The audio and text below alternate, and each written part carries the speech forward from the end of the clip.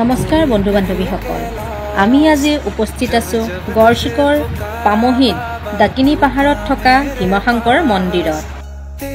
ভাৰতৰ 12টা স্থানত থকা শিৱলিংগৰ ভিতৰত ষষ্ঠতম শিৱলিংগটোৱে হৈছে ভীমাশংকৰ।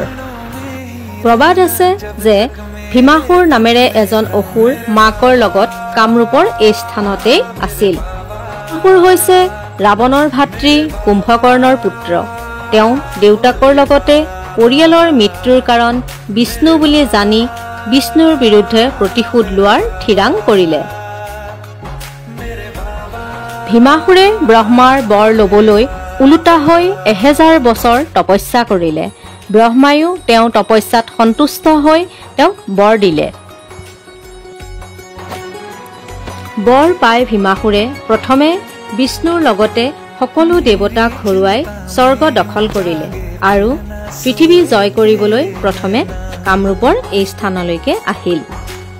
কামৰূপৰ ৰজা কামেশ্বৰক হৰুৱাই এই স্থানলৈ বন্দী কৰি লৈ আহিল।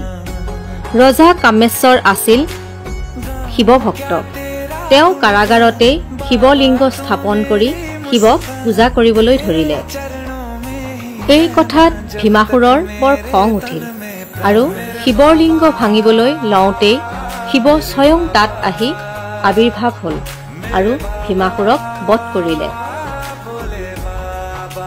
ভীমাসুৰৰ যিহেতু জুইৰে দাহ কৰিছিল, সেই জুই শিখা নুমুৱাবলৈ দেৱ দেৱীসকলে গংগাক মৰ্ত্যলৈ নমাই আনিলে আৰু তেতিয়াৰ পৰাই গংগা চিৰপ্ৰবাহমান হৈ এতিয়াও বৈ আছে।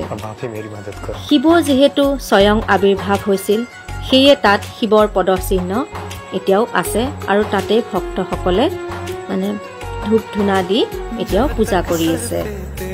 শিৱ আৰু ভীমাসুৰৰ মাজত যুদ্ধ হোৱাৰ বাবে এই ঠাইখনৰ নাম ভীমাশংকৰ হ'ল বুলিও কোৱা হয়।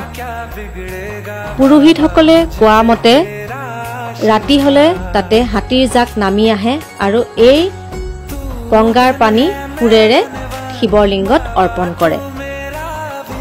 এয়াই ভীমাশংকৰ মন্দিৰৰ চমু আভাস দিলো।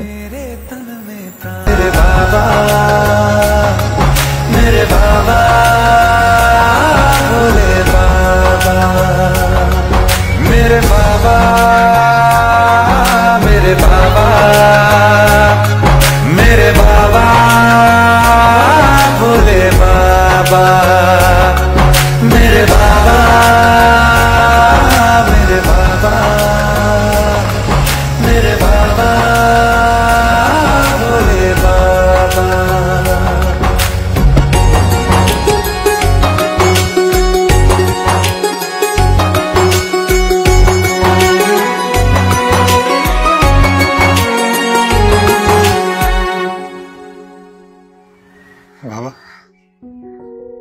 आपका चिंटू आ गया।